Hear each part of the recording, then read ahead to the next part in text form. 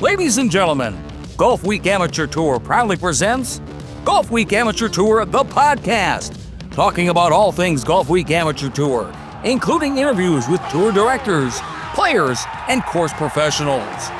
Now here are your hosts, Tim Newman and El Paso Las Cruces Tour Director, Chris Rocha.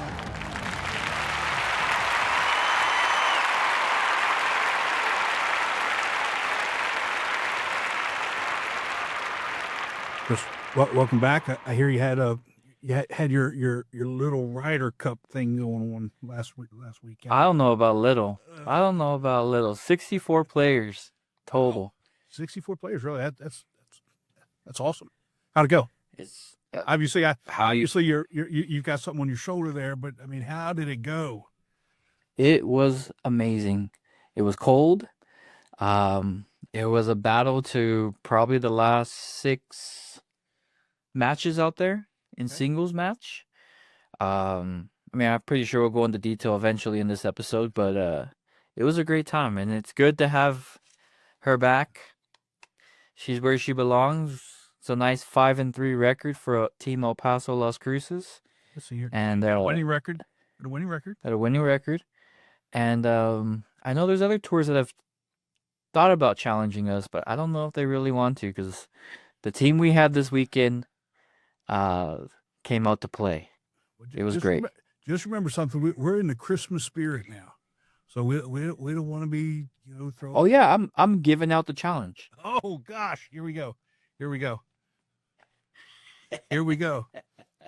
Well, if we're talking about giving out the challenge, I want to share something with everybody. Let's see here. Uh-oh. You're going to ruin my parade right here? No.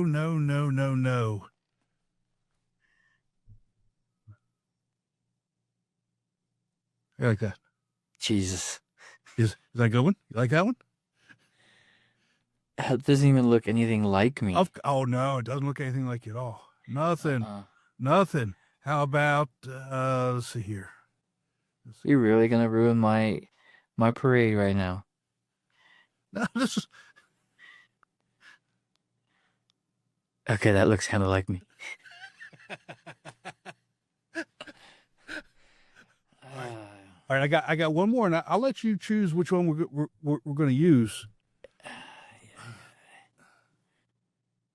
Neither, because this is supposed to... No, the other one looked better.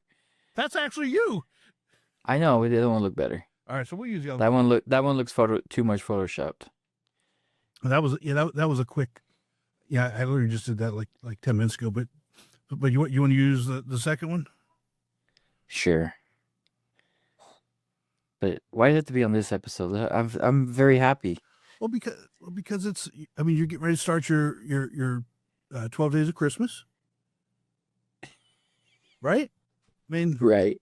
And by the time the next episode, Christmas is over, so we have a very short time frame to use this, and get the most mileage out of it. I guess. I was gonna show this episode to everybody in Arizona, but now I'm gonna have to hold back because. Well, we can't cut it out, but just tell them that there's technical difficulties. Tell them to just fast forward. But yeah, well, let's talk about Ryder Cup. After our guests, we've got two really good guests, like always. This is the time of year as we start getting new tour directors that we start introducing them and hearing their stories and welcoming them to the team. So we got a couple good ones. Yeah, it's gonna be great. It's like I said before, it's always nice to meet the new directors, but be able to put them out there and let their people around their area know who they actually are. Mm-hmm. Makes it a lot easier when you're a new member having to meet somebody who's essentially running the tournament that you're trying to play in. Makes it a whole lot easier when you already know a little bit about them. Yeah, and our first guest, I mean, he's been in the golf business for a while, and I'll let him tell his story. But so let's just go ahead and bring him in and welcome Evan Silkworth, the upstate New York tour director. Evan, welcome to the team. Yeah, thanks, Tim. Chris, great having you, have me on the show. Appreciate it to jump in and say hi to everybody. Well, we talked a little bit before we got started here. You were living in Florida for a little while, and you decided to go back to New York, and I get it, but Yeah, it might be a little okay crazy. up there. Yeah, I mean, it's a questionable choice. Golf in the Northeast is like a 6-month sport, so I'm just like, hey, I love golf. I'm a golf pro. I'm gonna, not work for 6 months. But yeah, we were in Florida. I was at PGA Golf Club in South Florida, which is a property owned by PGA of America, and I mean, I had so many terrific experiences there, and we actually went down there after I was a teacher in New York City. I taught 8th grade English in Brooklyn for 8 years, and I kind of like accidentally started becoming a golf pro. I'd played college golf and I was pretty good, and basically my Friday afternoon commute when I was in the city was a disaster. So I found out I could actually get home sooner if I went to the golf course for about 2.5 hours on Friday afternoons. So sometimes I'd play 9 holes, sometimes I'd just hit balls or whatever and hang out and have a beer and enjoy just being around the golf course and other golfers. And I was practicing chipping and I was hitting this cool like little low spinny wedge shot into the practice green, and this guy was like, how are you doing that? And I showed him how to set up for it, and we practiced it a little bit, and just gave him a couple like real quick pointers. And he's like, oh man, this is awesome, can I buy you a beer? And I'm like, yeah, you can buy me a beer. This sounds like a great idea. Golf tips for beer, like how does this get better, right? Exactly. And one thing led to another, and I saw the same guy. His name was Andre, great dude.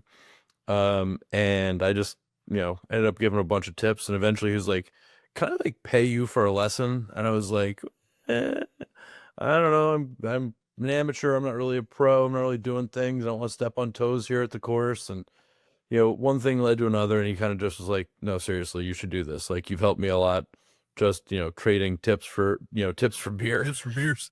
And I talked to the pro that was there, and he was absolutely looking for some help.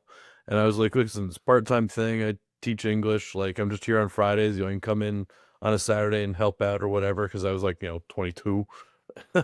And, before you know it, I had a full lesson book, and I looked at what my day was like teaching, and was like, I like teaching golf way more than I like teaching English. And I went out on that, and I was, left my teaching gig and opened my own instruction business down in the city. And I gave 40 to 50 hours of lessons a week, just grinding on the lesson tee. And I was just stacked up one after another, boom, boom, boom. And I was like, I need to get trained in this. I was like, I need to become a better professional. And, a couple guys I respected in that area were like, no, you got to get in the PGA apprentice program and go through that accreditation process. And that's what I did. And, my wife and I were sick of living in the city at that point. So we were like, let's go give Florida a try. So we moved down to Florida, and I, literally just cold called, and they're like, well, we don't have a spot for you right now, but, we'll bring you, you're obviously experienced. We want to bring you on the team. I was smart. I already had a master's degree at that point. So they were like, oh yeah, you're qualified to be here. Man, I picked balls for a couple months, just like hanging out, and it was summertime in Florida. So I was bouncing around to these fantastic courses, playing for free and just, enjoying that. And, moved through the ranks pretty quickly. And by the time I was done, I was their, operations director and tournament manager. And, I had 70 plus direct reports. Wow. And, was like, rung below the head pro, who was, and a great pro. The director of golf was a great pro. The GM was a great pro. I learned a ton from those guys. They treated me, great. I got to see a ton of stuff from the PGA tournament team and work with them and learn from them, hosting, the pro events. And right. I mean, there were days where I'd have 8 or 10 separate groups on the 4 golf courses that I was responsible for. Each group is 40 to 70 people. Right. and just simultaneously running, half a dozen events. So it was, like I said, I had a blast doing that. And then, my wife and I were like, well, it's time to start having a family. We were getting like to the kid having age. And we're like, well, we have literally no family in Florida. We were just like, where do we want to, raise our family? And we're both from the Northeast. So, we came back up here and, to be around family and everything. And that's how we landed back here. I took a head pro job, worked in the business there as a head pro director of golf at a private club. And, then I went out on my own, and it's awesome. Well, first off, God bless you for being a teacher and teaching in New York City. But Thanks. Wouldn't you say that teaching English and teaching golfers at times is really about the same? Yeah. Sometimes. Well, I think one of the things, and again, I'm super, super fortunate in that I've been able to do something that I love every day. Right. I mean, I love teaching. I still love teaching people, my son who's 7 gets grammar lessons on the daily because he, doesn't, subjugate his verbs properly. I'm like, what are you doing? No. Like I have those knee-jerk reactions. Why are you ending a sentence with a preposition? This is incorrect. Knock it off. See? But just going through and, all the teaching skills that I had from being a classroom teacher and having a degree in education, I think made me a more effective instructor because I studied how to teach and how to connect with people and how to look at a student and say, okay, well, I understand that, this explanation, you're coming over the top. That doesn't, a lot of guys do that, right? I mean, if you're standing on a lesson tee, probably Right. 50% of the people you'd give a lesson to, slice, and most of that's because of club path. And that, student A doesn't get it when you say it this way, but student B does. Then student C needs a third approach. You're saying the same thing, but you have to have 10 ways to say it. Exactly. And, looking at, and understanding learning styles and understanding how to structure lessons and say okay, to get to this finish line, I can't teach this before I have to teach this, and I have to teach this first. And you can, basically curriculum plan or lesson plan, your way through it. And again, I think there are tons of great pros and tons of great teachers that all do the same thing on the fly. But, again, I think that's a big part of why, my lesson business has always been successful, no matter where I've been. It's funny you talk about it like that because there's no way I'm a teaching pro or even close to being, I shouldn't even be associated with that conversation, but No. teaching a physical skill does have some of the same concepts as teaching an intellectual or academic skill, but you also have to look at the capabilities of the student, the physical capabilities of the student. And a good example, you talk about golf, which is really complex. It's not a simple singular plane movement.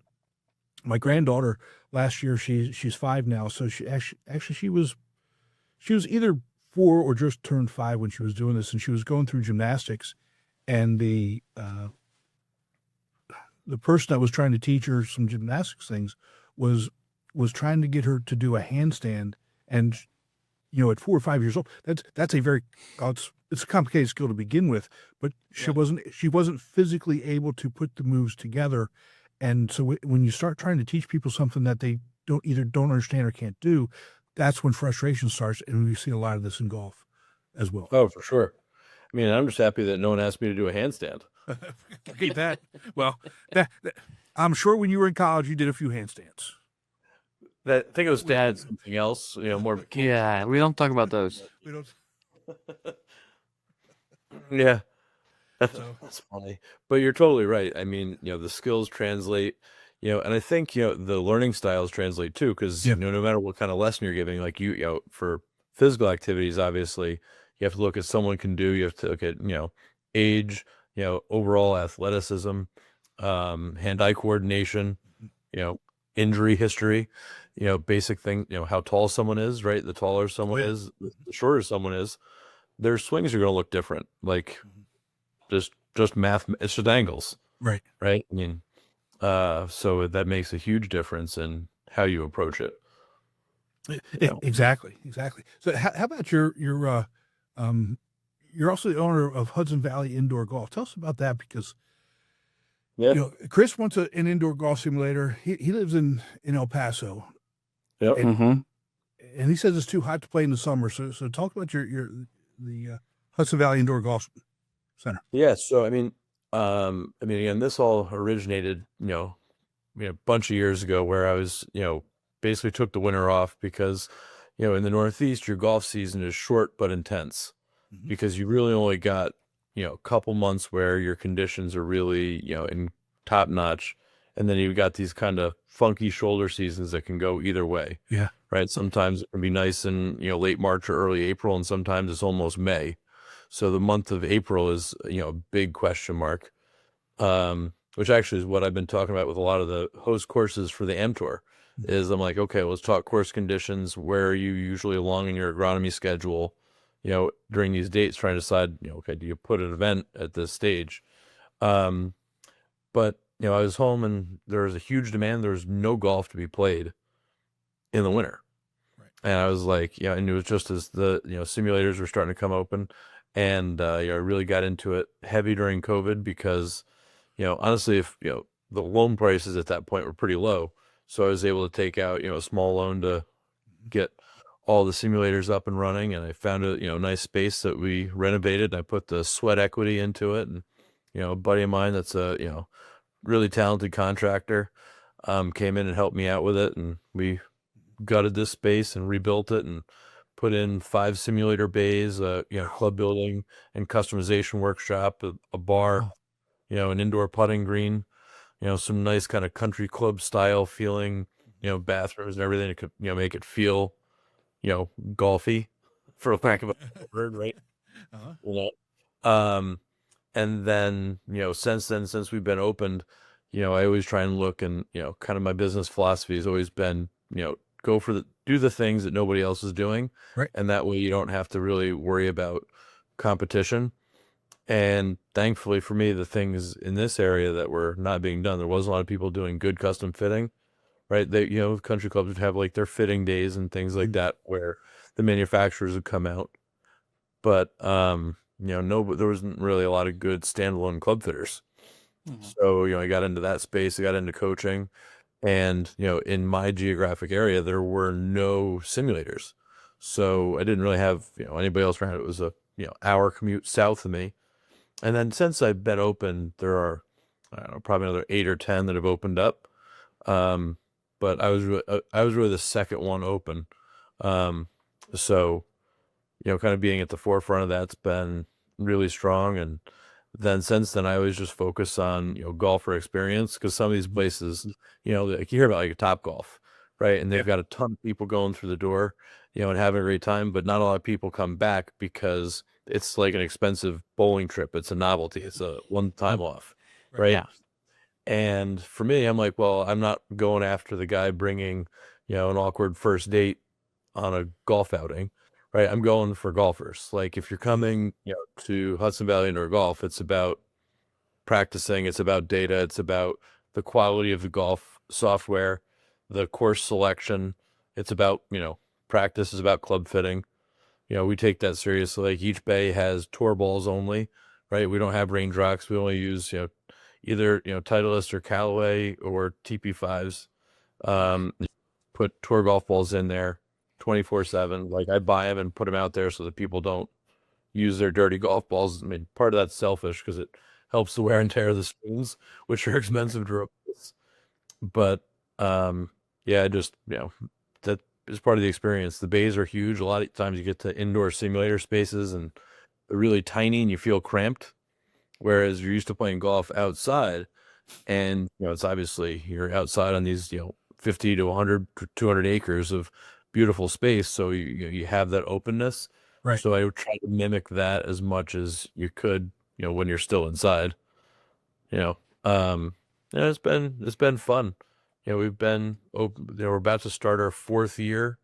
We're, in month 12 of our 3rd year. So, we opened January. So we're coming up on our 4 year, sort of the start of our 4th year, and we got a bunch of great things going. So it's been great, and not having to be part of the like country club, private club grind, Right. Right. been really nice. Just I can kind of set my own schedule. In the summers, I can teach what I want. In the winters, we're obviously a lot busier.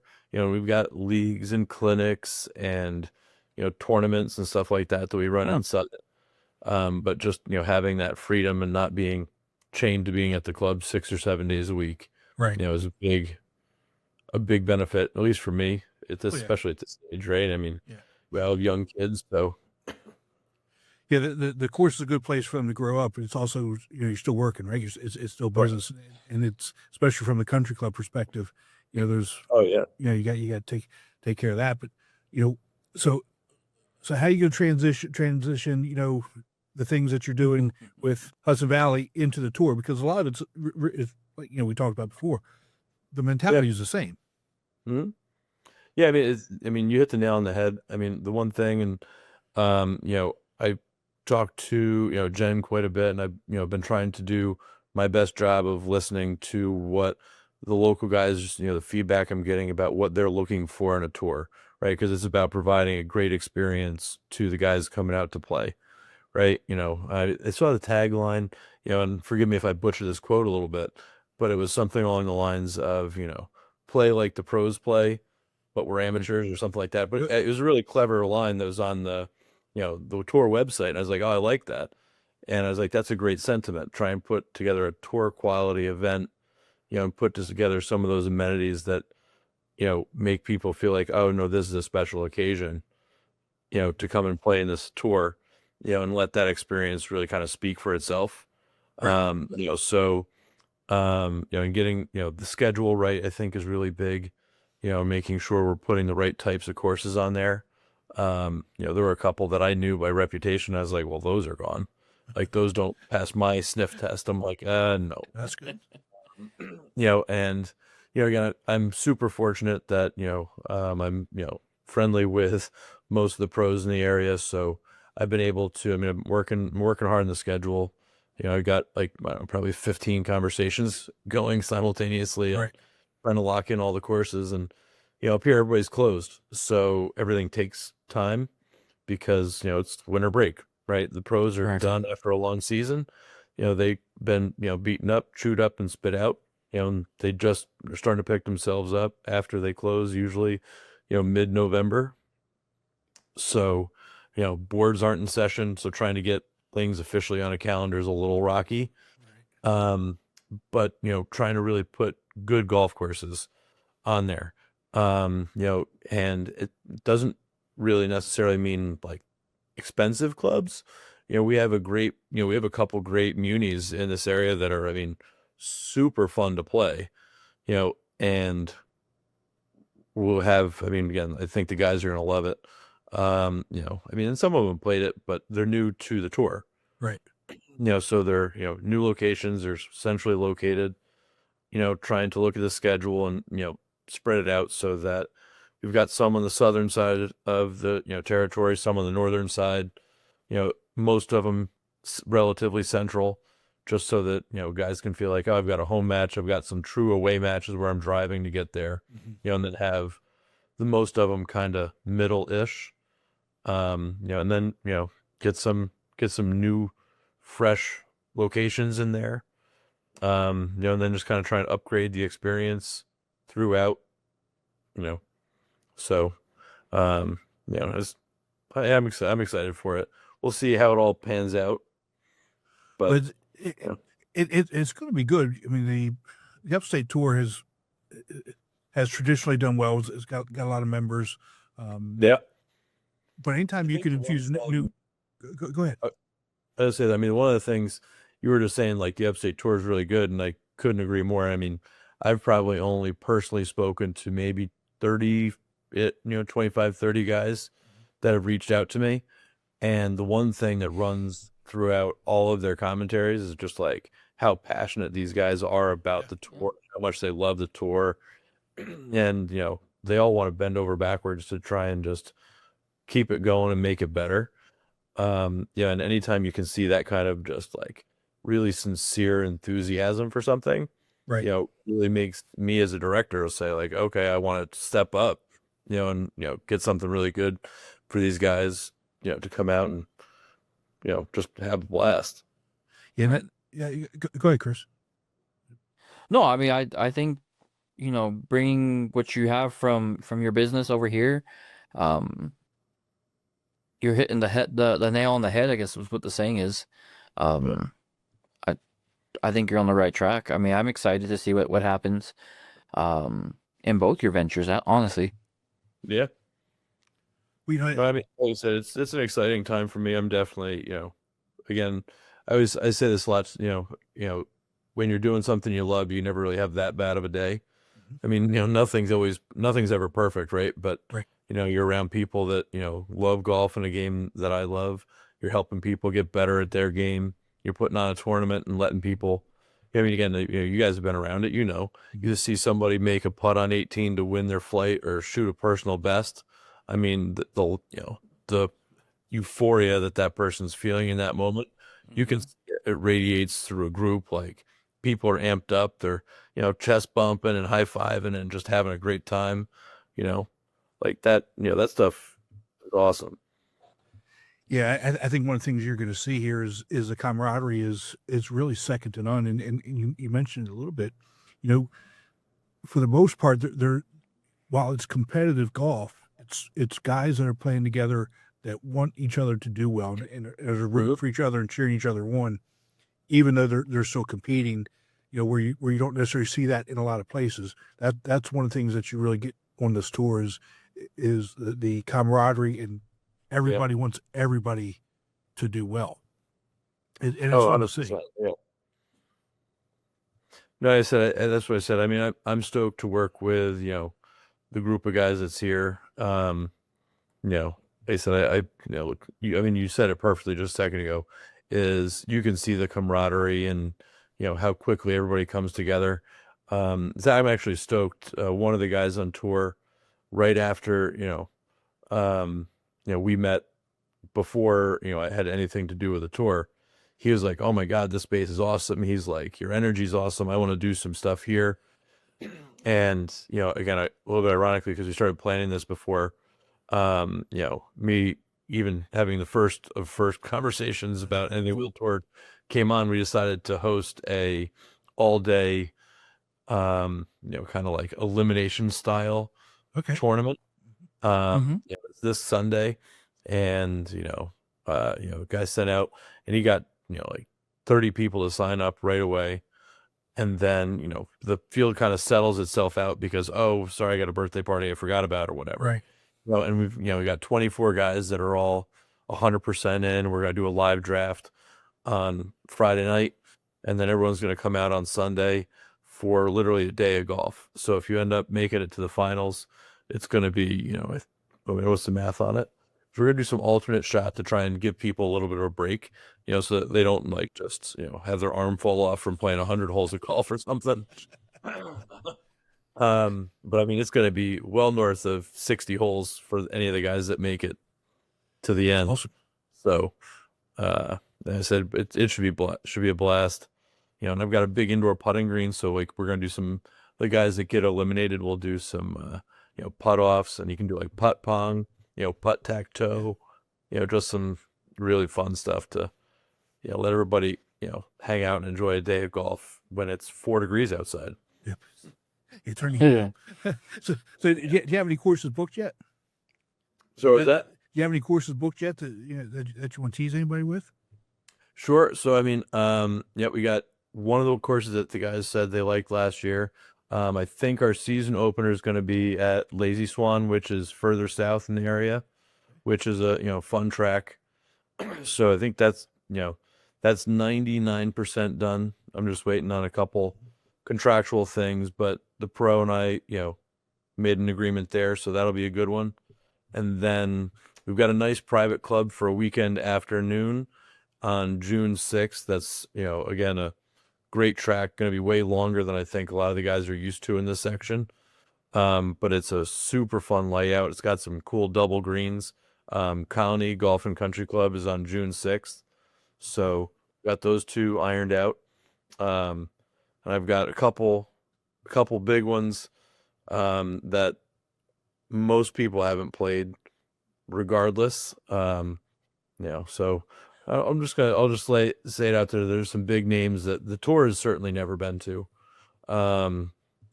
That, I talked to a couple of my buddies and was like, hey, what's it, is this even possible? Right. I know you're pretty snooty. What's the deal? Maybe we can sneak out on a Monday. And they're like, well, maybe, and they're like, how many guys? I'm like, well, depends on, depends on some That's what you're saying. And they're like, well, there's one course that I talked to in New Hampshire that has 64 members total. And it's phenomenal. It is. I mean, most people, haven't even heard of it, and I'm not even gonna name drop it because I'll probably get yelled at because someone will be like, oh yeah, I know a guy that played there once, and and I was like, I talked to the pro. I was like, listen, you and I both know you won't see any of your members. You'll have 0 rounds of golf on the day before and the day after. Let me bring a super select, like the first 40 guys that sign up. Like, let me do a little thing up there, because, that no one gets on. And he was like, no. I was like, what's the dollar amount? I was like, well, what if we gave you like $300 a round? And he was like, not a chance. I was just like, but you know what? If you don't ask, then what the answer is, right? Right. Exactly.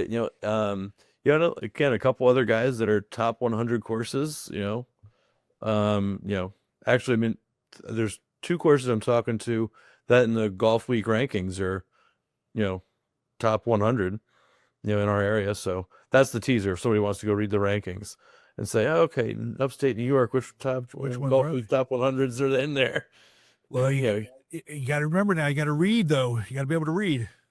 You do have to be able to read. Got to be able to read. Yep. But here's the one thing. Our golfers on the Golfweek Amateur Tour are smart. Yeah. That's why they're on the Golfweek Amateur Tour.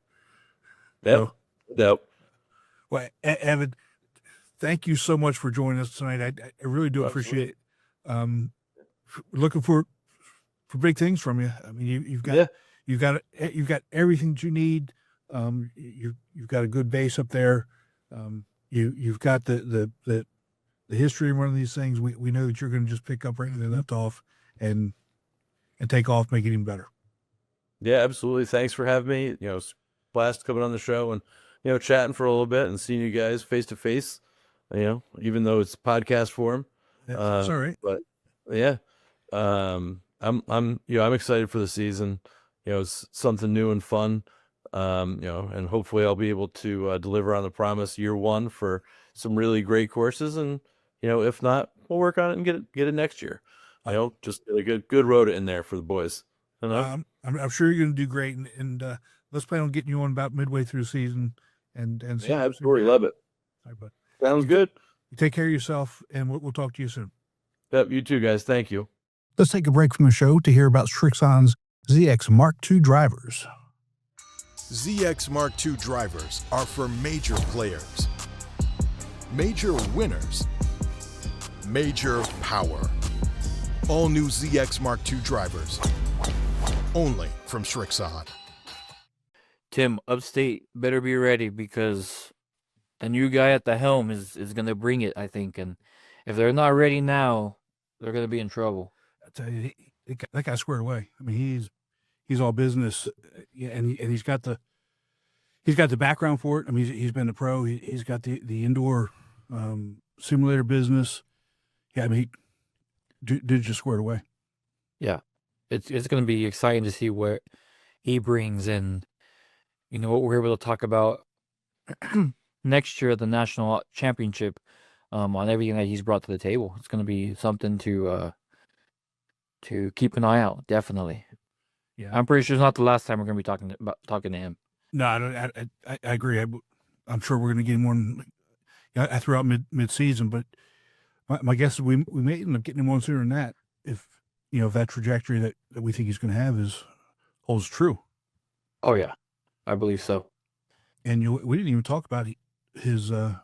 He's got 2 guys helping him, so he's going to have a lot of help, and that's one thing that I've talked about. With other tour directors in the past, you really got to have at least 3 people on tournament day to if you're going to play, right? You got to have 3 people if you're going to play, and to be Not including yourself. Yeah, and I'm not sure if he's playing or not, but Jen, the voice from behind the curtain. I don't know if you heard that, but Jen said he's not playing, but that's what you need to be able to run it so that you're providing that customer service, at that real high level. Not knocking anybody who doesn't have 3 and plays. I'm just looking at it from a logistical perspective, so that you can provide a really good service. That's all. Yeah, I mean, I have 2 of myself, and even then we find ourselves at times running around like chickens without a head, trying to figure out what's next or where we need to be or whatnot. So yeah, the more the merrier. But off topic before we get our next guest on, Jen's like the Wizard of Oz, just back there calling the shots. Yeah, I'm telling you, wait, it's really funny. You say Wizard of Oz. We before we started this, yesterday, talked about Elf on the Shelf with you, and she's really the right height for Elf on the Shelf. Jesus, we're not going there. I'm not going to be part of that. Nope. Anyways. You just want to go on? I will not be a part of that. I like my shins where they're at. Oh, that's awesome. That is awesome. Well, our next guests, they've been around for a long time, and they were one of the first people that I met when I came to Atlanta, and I think this could be the first father-son tour director combo that we've had. I know you got a lot of husband wives do this together, but I don't know that we have any father-sons. So let's just go ahead and bring in the new Atlanta tour directors, Chris and Mike Webb. Chris and Mike, welcome to the show. It's good seeing you guys. It's really good seeing you guys, and this is really the first year in forever that I haven't been a tour director. And Mike, while we were waiting on you because you were late here getting into the scene, I was telling your dad it's been 10 years since I came down to Atlanta.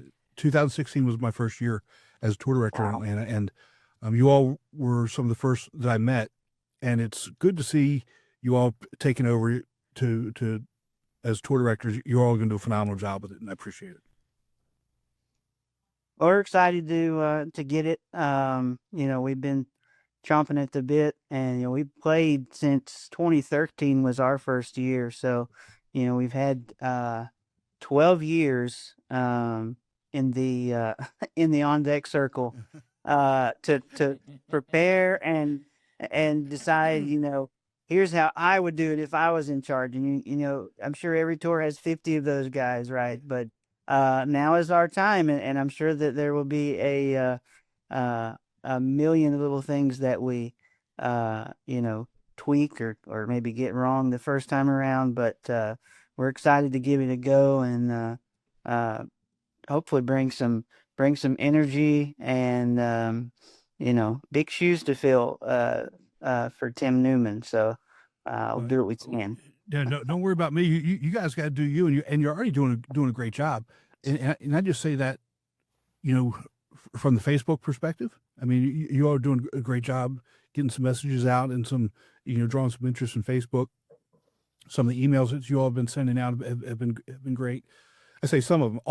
Everyone that I've seen has been great. So it's not like, okay, this one was good, this one was horrible. All the messages that you all are putting out are really good, and you're really on top of it. And now's really the time. It doesn't matter whether you're a new tour director or a veteran tour director. The time from Thanksgiving to the New Year, that's a critical time to start, getting your message out and growing the base of membership. Yeah. Well, I think one of the good things that we bring together as a father-son duo, if you want to think of it this way, we bring the old and the new. I'm here as more of the traditionalist, so I look at the courses that we, we want to go back. We want to be sure we got that on the schedule, or I don't care if we go back to that one or not. And then Michael, he's from the new side. He said, "Well, hey, let's try this. Let's do this. What about? Have you ever thought about this?" So we're together. We keep each other going pretty good. We're excited and looking forward to a great kickoff for 2026. Maybe it's in the works. We haven't confirmed anything yet, Tim, but we are looking for maybe the first February local icebreaker event in Georgia. Oof. Good luck with that. I mean, Yeah, but We're going south of Atlanta to make it happen, but we're working. even still, I mean, it's not that it's really that hard to do. I mean, one of the main reasons for me never doing anything in February is I was tired. I wanted to take a nap. You know, but It's time for everybody to get out of hibernation and get some things going. So we're looking at adding. We think we're going to have a full 15 tournament schedule this year. Oh, that'd be awesome. That'd be awesome.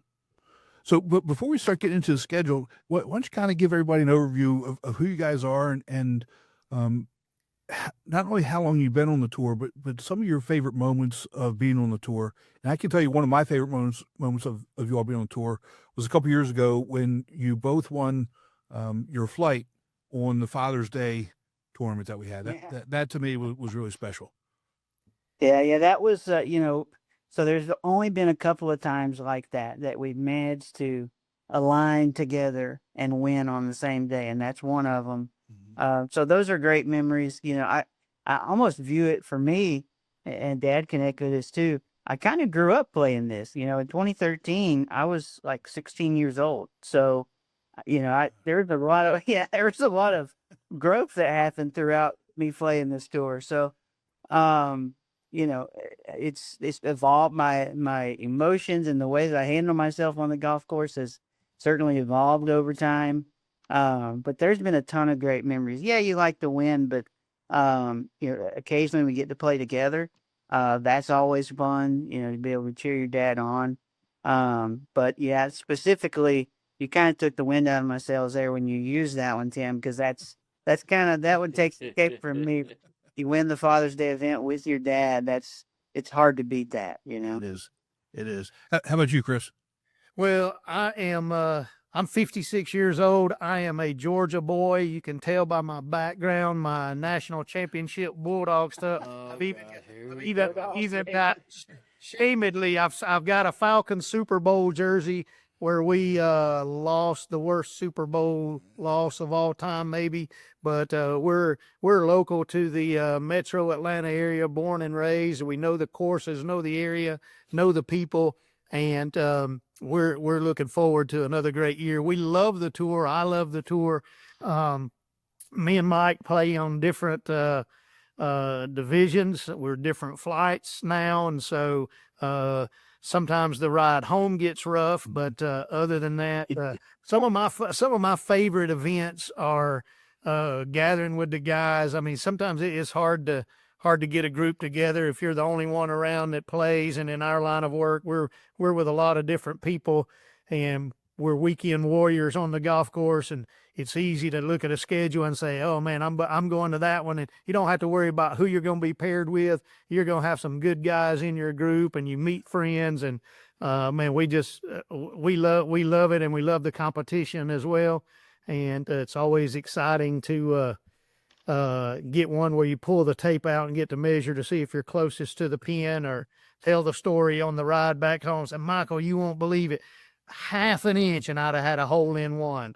Well, that's the story of my life, because I've never had a hole in one. But Michael's my son. He's the middle between two girls, and we're going to be the father-son duo for the Atlanta tour, and we're excited to make it happen. The good, bad, and the ugly. And I will add, Tim, just before you jump in. So Dad, he's in the D flight. He's been in the C flight. I'm in C. I've been in B, and we're both kind of borderline. I want to go up. I'm hoping I go up soon enough, but I'm only going to do it when my index arrives there. I'm not gonna be jumping ahead of it, but the ride to the course is fun. Normally we're riding together, so I'm trying to coach him up. Hey, you driver, you're having trouble with your driver. Don't be afraid to pull that 3-wood. Whatever and on the way back, it's either we're talking about the successes or it's how did you manage to shoot 109, Bab? Oh my God. What happened? And we're going hole by hole, so the whole day is fun. It's a fun time. That's awesome. Chris, I don't know if you want to tell them about what it's like playing as a tour director. Yeah, I mean, I've been doing this playing and the tour director, 8 years. I will tell you one thing and one thing only: have fun, because your phone will still be blowing up no matter what. You will have questions that you addressed in the pre-tournament rules that you've told everybody, and I swear, I don't think there's been one tournament that's gone by where not even the second hole gone through and it's, hey, are we playing lift clean place today? Yeah. So when you have those, just have fun out there. But it does feel a whole lot better when you get that victory. Because once that victory comes and you had all that, and trust me, once you get that first victory, they're going to be asking for you to move up. So get ready for that as well. One of my fondest memories was with Tim and Jen running the tour down at Reynolds, and Michael left number 9 and went to the wrong number 1 tee box. Oh my God. Jim remembers that. So it was penalty strokes, but I think you came back and won, didn't you, Michael? No, I got like third, but They got in the money. Hey, if you win money, you won something. we actually try not to revisit that very much. But But we still laugh about it. you do. Oh my God. Look at Tim. That took years off of his life, man. I'm telling you right now. It did. Man, it wasn't a big deal to me at all, but it didn't affect me. Don't follow the people in front of you. So like I said, listen to the rules. That's it. My God, Chris, let me tell you. So the course we were at had 3 different 9s, right? Yeah. And we were utilizing all 3 9s. Okay. Okay, so we had 5 flights using 3 different 9s for 2 days. So it just depended on what your rotation was on any given day, so that you got to play all 3. And the group in front of Mike didn't follow directions. And so Mike's group didn't follow directions. And luckily, the group behind Mike did follow directions, so I only had to deal with 2 of them. So I think they started on hole 8 of 1-9. So they played 8 and 9, and then they went to hole 1 of that same 9, as opposed to going 1 of the whatever 9 they were supposed to start to go. It happens. It happens. That's the first time in my life that's ever happened. And you come to El Paso. Well, maybe that's like saying something about El Paso and Atlanta. I don't know. Well, also, I don't know why you would use all 3 9s, but I mean, it is what it is. We had some years. Yeah, we had 200. Yeah, we were doing what we do. We pack courses down here in Atlanta. We're not, a 70 or 80, tournament. We get people to show up. Who's we? I don't know about this we anymore. You left that ship. It was a regional. You left that ship a long time ago. Don't say we. See. Oh gosh. So what do you guys have planned for this year? For who's doing the Facebook post, Chris or Mike? Chris, it's got to be you. Well, we've got some help. Mike's wife is a realtor, and so she's social media guru. She's helping a lot. Oh Yeah, we're splitting time. We're splitting time on some of that. Something will pop in his head and he'll throw it on there. I had one that I thought was going to be really good, and it was a total bust. I had a kind of a guessing game thing, and I was going to give something away for the first person who guessed it right. And literally, Danny Gresson, within 5 minutes, gave the right guess. So he guessed that. I was going to ask you about that, because that's a brilliant idea. I love what you did. But he guessed it right. That was the right one. I thought I was like being really clever, and it was Chris. If you don't remember, the course down here called Chateau Elan, And so I just put a picture of a Tesla, and I was like, here's a hint of where we're going to do our finale at, our season finale. And I thought it was like really clever. And the very first comment was Chateau Elon. The Tesla being Elon Musk, make him look big. It was pretty clever. I didn't figure it out till you just explained it just now. Oh, you didn't know what it was? Oh, this is gonna be this, Chris. We're gonna have fun with these guys this year. Oh man, that's I just put Elon together. So I was like, oh, that's what that was about. I had no idea. That's the old and new. That's that connection right there. That's it. Yeah. Well, that should be fun. So what other surprises you have that you want to tell us now? I know you're doing the 12 days of Christmas starting. I guess it's by the time this Saturday. That's Sunday. We start Sunday. Okay. Yeah, we start Sunday and go through Christmas Day. So you can give me at least one, because this will come out after it starts if you want. It'll be a secret. I won't let it out before Monday. I promise. Well, we're doing a 2-day at Currahee. We are we hope to do a 3-day event with two for points, but one a fun day at the par 3 at Chateau Elan for our tour championship. Tim, are you asking what we're giving away, or are you asking about? No, I'm just give me something on the schedule that you're. Oh, schedule wise, yeah, we're. I'm sorry, I misunderstood the question. We're pumped about the schedule. I didn't think I would have this much fun scheduling courses. Yeah, the 2-day at Currahee we're pumped about. The season finale 2-day at Chateau Elan. We might have a Friday skins game. We're kind of trying to finalize that.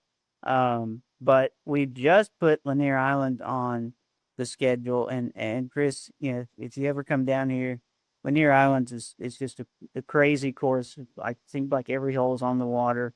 There's going to be some high numbers that day, but it's going to be a fun time. Dad could share with you some of the others. We tried to kind of merge keeping some of the courses that everybody loves. Mm-hmm. We don't turn over the apple cart, so to speak, but we're doing 2-day events this year. Going to do 2 Mondays, Yeah. just to get a better course that they won't book us on a Saturday. So we're going to do Windermere on a Monday, and who else we got on a Monday, Michael? we just booked Lanier Islands on. Yeah, Lanier Islands and Windermere are both Mondays. Yeah. It's funny. I was texting some of our tour guys today, just follow-ups and trying to, make connections. And I texted one of our guys about, hey, just don't forget early bird, that kind of stuff. And he's texted back. He's like, yeah, I'm going to register for the end of the year. And just so you know, I'm bringing like 4 guys to Windermere for the member guests. I'm like, okay, great. We love that. So. And a couple things we're doing in our 12 days of Christmas to try to generate new members is we're giving away, like both of those Mondays, we're giving away a free entry into the tournament, but it has to be someone is not a member of Golfweek. It's a guest. You can bring a guest for free. Mm-hmm. And so it encourages you to bring a guest kind of thing. So we're doing that just to try to promote as well. So that's awesome. Windermere's a good course. Obviously, Lanier's a great course, and they should be good draws for you. Yeah, we got Bears Best. Mm-hmm. We're working on TPC Sugarloaf. It'll probably be next year, not this year though. So. Yeah, that's one. Obviously, everybody wants to play. It's just number one, you got to get into the rotation. You got to have the. It will be a Saturday list. Yeah, it's not going to be a Saturday, that's for sure. It'll be a Monday, and you just got to be able to get into the rotation on a good weekend. That's on a good week. Let's just put it that way. Right. So, that's it is what it is. And, everybody wants to play it, but that's just a hard one to get scheduled. And I do think that we've been to a lot of the same courses recently, and so infusing some new courses or some ones that we haven't been to in a long time, that'll be really good for membership. Yeah, that's what we're trying to do. So we're going back to Bears Best. Some of the old standbys that we love to go to, we're going to them. So I'll say this, Tim. I think that I will probably never make another suggestion to a tour director of, hey, why don't we play this course? Because after calling and talking to like 50, it's not just, you don't just pick up the phone and say, hey, I'm going to play this course. Yeah. It's a real challenge to align a schedule. We really wanted to space out the right way, not playing 3 weekends back to back. It's putting a puzzle together. It really is. So, been fun, but it is challenging. I mean, it's not just picking up the phone and booping it. Exactly. Out. We love shotguns because everybody's there for the award ceremony, but they hate doing shotguns on Saturdays. So you take what you can get to play good courses. But we do have, we've got 5 or 6 shotguns, I think, but some of them are straight tees, but which you get. We're going to have a great season. Yeah, I think you are too. And what I'd like to do, I'm telling this to especially all the new ones. Love to get you on probably about mid-season, see how things are going, and get you guys, promoted from promoting your tour, and hopefully, some of your regional major winners as well. That'd be great. Atlanta is always does well in regionals. I mean, we always have 3 or 4 regional winners every year. So if we don't, then I'm looking at you guys. It's your fault. Well, we've already picked the ones that we're going to this year. I went to Branson for the first time last year, and I loved it. So I want to go back and take Mike with me this year. But we're probably going to go to TPC in Louisiana, going to the Nationals, Sequoia National. I think we're going to do Sequoia this year. We try to pick out 3 or 4 we want to play. So we're looking forward to it. But I have learned some new terms. Remember, I'm not your social media guru, but I have learned some terms. Everybody that watches this, find our Facebook page, like, and share. There you go. There you go. You're getting there. That's what I like to hear. Well, guys, thanks so much for joining us tonight. I really do appreciate it. It's always good seeing you, and I'm sure I'll see you here real soon. Thanks, guys. Thank you. Appreciate it. Take care. Let's take a break from the show to hear about Strixon's ZX Mark II irons. A great iron set needs more than good looks. It's got to be fast and got to be pure. But good looks never hurt either. The all-new ZX Mark II irons from Strixon. I really think that Atlanta's going to be in good hands this year with the Webbs, Chris and Mike. They've been around for a while. They've been itching to be tour directors somewhere. They've been asking around the last couple of years. And, let's put it this way.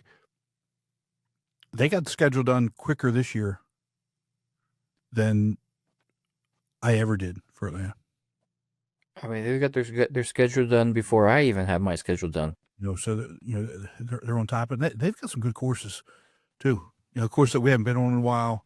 So I'm sure Atlanta is in good hands with them, and I know they're going to do good things. That's for sure. I think all the new directors that we've talked to are going to bring some good things, and they're just like anybody else. They're going to bring their own little flair, their own personality, and you either come to like it or you don't. But either way, it brings something different, right? And that's what we're all about. I mean, I think Golf Week as a tour, as a whole, is something different, right? And I mean, we're not the #1 amateur tour in the country for a reason, or for no reason. For no reason, right? And that's I can't remember if I said that here or when I was talking to somebody else. When a tour director changes, yes, we're going to miss them, but the new one's going to bring something new to it, right? And the things that they bring to it, just because it's not what somebody else is doing doesn't make it bad. It's just something that's going to add to it. There's certain things from our brand, from the Golf Week Amateur Tour brand, is going to be the exact same, no matter which tour you play in, right? But some of the local flair, some of the local culture, some of the local things that you do are going to be different. Just pull up a website from pick a tour. Go to the Kansas tour. 5 or 6 different cash games. It's awesome. Yeah. Look at the cash games that Lyle does, or in DC they don't do close to the pin. They do polies. So it's just different things that work in different markets, and it's part of that culture. And a lot of times new tour directors will bring in something new that's going to add something new and exciting to that tour. So it's Right. it's fun to watch. Yeah, it's if I had all the money in the world, I can travel to every tour. It'd be great, but it'd also be fun because you get to see the different cultures. Yep, absolutely. So this is the last episode before Christmas. Before we start talking about that, we do need to talk about that thing that's hanging off your shoulder. Sir. I know you want to get into a little bit more depth of and description of how the weekend went. Yeah, I mean, I'm still trying to recover from it. But it was a great time, Both tours took out 30 plus players, 32 I believe total. Which is amazing, to get 30 guys to drive from Arizona to middle New Mexico to a little town called Elephant Butte that, unless you know where it's at. Did you say the town's called Elephant Butte? Elephant Butte. Butte. Settle down. Don't disrespect. No. We're just It's a well-known, it's got a big lake that everybody goes to, but we competed 2 days. Started off really cold. But as you can tell, Team El Paso Las Cruces won. Came down to the last couple matches in D-Flight, which anyone will tell you, even the D-Flyers will tell you, that's no for sure gimme. Like, Right. you still got to earn it, and you can lose it real quick, too. But now we pulled out the victory. It was pretty cool. We had the mayor and the congresswoman there that the course invited to enjoy the festivities. They had a party for us.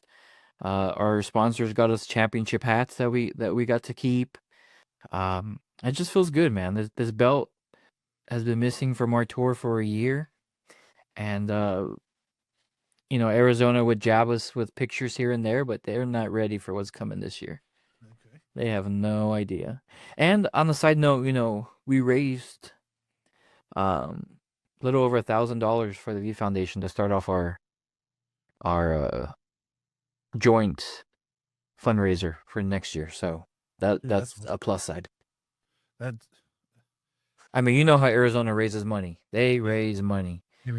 So that was something new that we did this year was, do our fundraisers that we do, and the winner gets a little more than half the winning team, and the losing team gets the rest, and that's how we start our fund. So we're already up.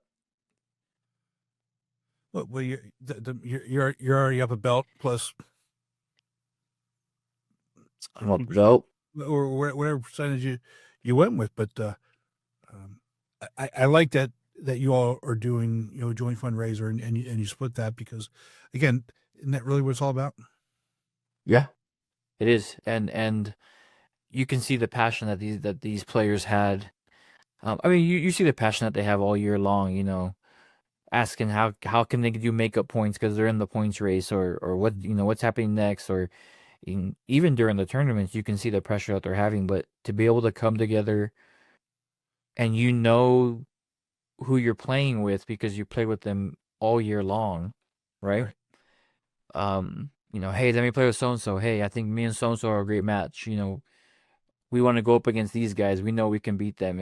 It's a lot of fun. We had a huge welcome party Friday night, and me, Gabe, and his assistant Daniel did like a fantasy football draft where we would announce the matchups, and they would come up and take pictures, and we give them their cool swag that we got, a hoodie and a polo, and I felt bad for the other party that what they were having, the course is having on the other side of the patio because we were loud You got a little, in our little corner. We were a little rowdy, but it was a good time, man. It was a good time. Next year we got to go to your favorite course, Tupac. We're going to Tupac next year, and we're gonna try and be the first time to go back to back. No one's ever won on opposing soil, and if we could bring that same team and that same energy, we have a good shot. That's awesome. I love the way you guys do that, and the camaraderie that you all have built. The competition and the fun that you guys have built. It's good to see from y'all, especially out west. There's tours out here that are much closer together on the East Coast that are like that, and when you've got, I mean, you said yourself, it's not real close, how you all are, but even though you're not feels close, like it is. right? It feels like it is, and that's the key. That's really what we want to do. But let's jab Gabe in Arizona while we can, while he's not on here. I just pulled up your member numbers, and I know you all have a contest. Oh yes, that was also brought up. He's sitting at 19 as of this recording, and you're at 35. And mine's about to go higher because we're about to start the 12 days of Christmas, and in order to get eligible for those drawings, you got to be a member. So that's probably going to kick up pretty quick in the next couple of days as this recording's being done. But yeah, we have another competition, Race to 100 that we always do. We brought that up, and it's looking like it's going to be a short race for Team El Paso. Hopefully, knock on wood. I mean, Gabe's my brother from another mother, but I'm always. Funny thing, so we had the news crew out there for a little bit, and they wanted me and Gabe to do a segment, and they were like, "All right, here's what we want. We want you both to hold the belt, and I'm gonna ask you the question: who's gonna win?" And you both say your tour's name, and look at each other, and bicker back and forth. And here's some examples. And me and Gabe both look at the guy, and we say, "Stop. We've got this from here. We got this." And they're like, "Well, do you need to?" Nope. Just hit record. He's like, "All right." Hits record, says, "Who's going to win?" And we both say it, and we both look at each other, and then we go back and forth. And, it's a 2-minute clip maybe, but right. We finish, and the guy's like, "That's the best interview I've done this weekend." And well, I told you, we do this on a daily basis.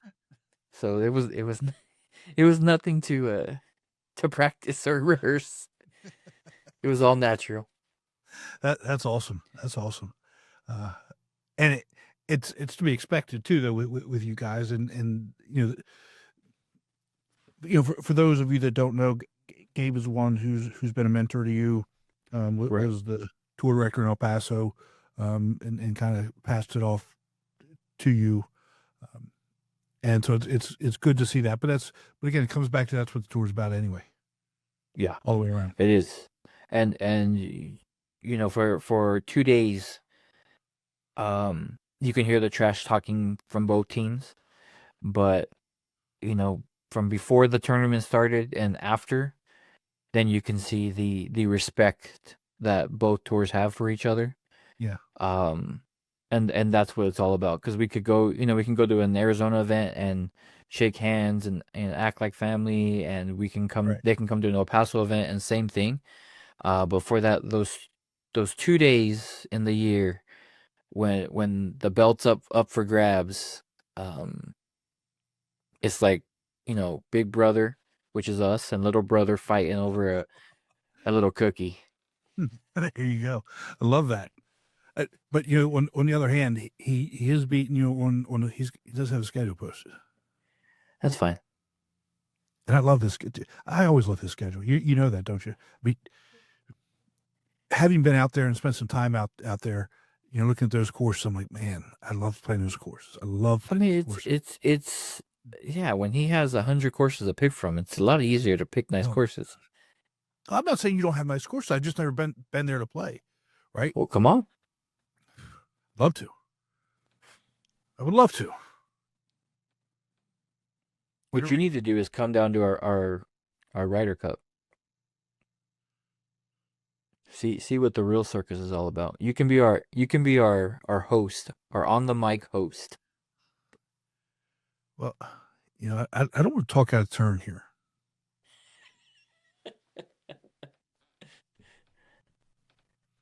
I don't know how I would pull this one off. I probably can't ever pull it off unless you do it on a different date or a different week. And I'm talking about Tupac. I was looking. Oh yeah, that's never changing. Unfortunately, there's two issues there. Oh, by the way, guess what? I'm allowed to say it. What? I'm gonna be a grandfather again. There you go. How about that? They can get a TV in their room. Jesus. Exactly. So, and it's really funny. It's my youngest daughter, and her first child was due on July 13th, a little over a year ago. So he'll be 2 in July, but he was actually born on July 7th, which is my father's birthday. Okay. My oldest grandson, which is from my oldest daughter, he was born on July 13th. Okay. So he will be 4 this coming July. Okay.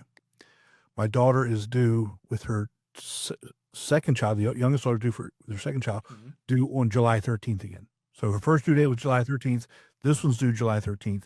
My guess is it would be strange, but if this one was born on July 7th as well, so she'd have twin birthday dates with two different kids. Right. Both born on my father's birthday. But that gets me into why I don't know that I'll ever be able to go to that if it's at number one, if it's at the same time, because it's, you know, his birthday time on the 7th, and depending on when the weekend is, that's when we have it. Right. I understand. So if you want to have, you know, I guess, well, what's the weather like out there in December? We're gonna find out. You said, oh, so you all haven't done it there in December? No, last time we did it there was Halloween weekend. It was actually on Halloween, now that I think about it. Like 4 years ago. Oh, wow. Okay. 3 years ago. So, but we'll see. Ask you, is it like the same first weekend in December? The date's up in the air, but I think so. We have a couple dates that we're gonna try and see what we can do. So just do me a favor, find out what temperature's like. It's not too hot. That's not what I'm talking about. You know that. Don't tell me it's going to be, you know, 80 and, you know, no humidity, no wind, no rain, and I get out there and it's 40 degrees. That'll be a problem. Oh, it's Arizona. It's not going to be that cold. Well, I tell you what, and this is no joke. When I took sabbatical out there, and I'd go out there and play golf, and we actually did a tour director meeting out there as well. I think that was like one of the last times we did a tour director meeting, and it was at oh shit, I don't think he's playing that course this year.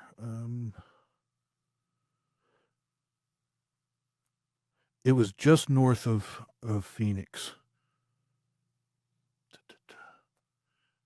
I'll wake up at 2:00 in the morning with the name will hit me, but it was cold. It was really cold, and you know September wasn't. It was really mid-October, November, where in the morning you get up and it would be 40 degrees. And Right, now then the 40 degrees isn't cold, but compared to being out there when it's, you know, 90, 100 degrees, 40 degrees it's pretty cold. right. And for me, you know, if it's that cold, I'll just sit inside. Yeah, he'll be fine. It'll get to 60 in an hour. So as long as it's not Las Vegas cold, because that was pretty cold. I didn't like that either. Las Vegas does get cold, but it's higher up though. So anyway, so Tupac that's in the mountains. No, Don't lie. it's south of Tucson. Okay. I'll look at it.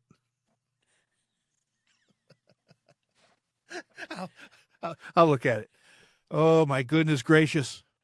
Well, Chris, let me tell you something, bud. I'm so thankful that we're partners here. I love doing this with you. I hope you and the family have a very Merry Christmas.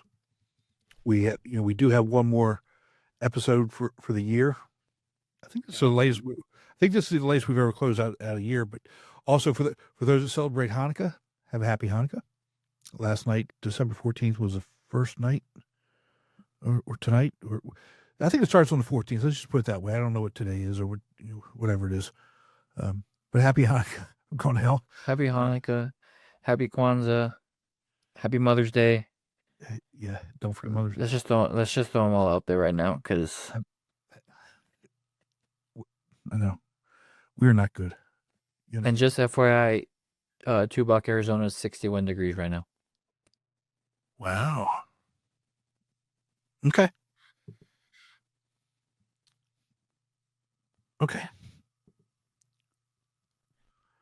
That's something to think about. You know, I'm thinking about it hard too. I know you were. But that we'll cross that bridge when we get closer. We got 50 weeks to figure it out. Yeah. It'll be here before you know it. My shoulder's gonna be sore by the time that tournament comes, All right, my friend. You have a very Merry Christmas. Tell Diana and the boys the same. Thank you so much. Likewise. Merry Christmas and Happy Hanukkah to everybody out there. Take care, and we will see you in 2 weeks. Have a good one.